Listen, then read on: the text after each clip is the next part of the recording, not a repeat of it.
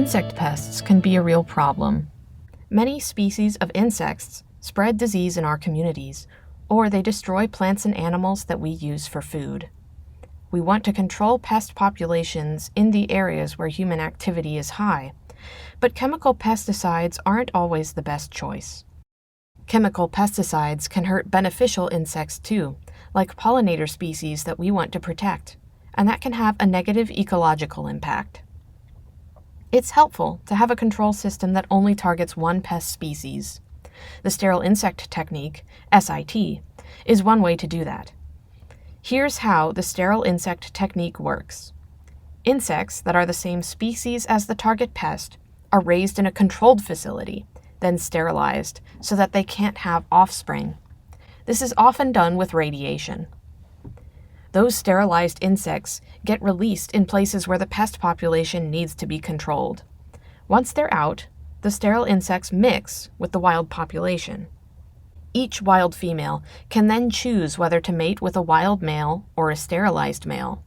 If she chooses a wild male, then she will have offspring, and the population will increase as normal.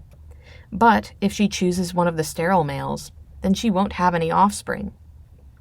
If enough wild females choose to mate with sterilized males, the population in the wild will go down to a more manageable level.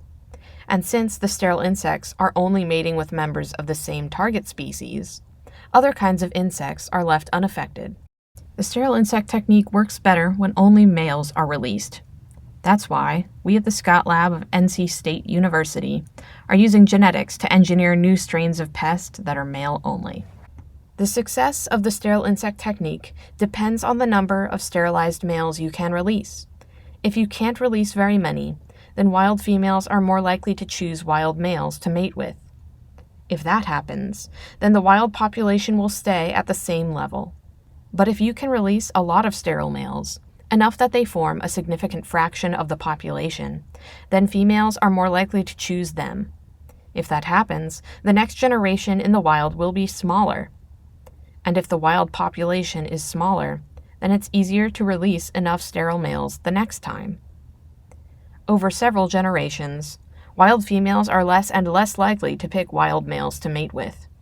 Using this sterile insect technique, you can reduce the pest population to a more manageable size.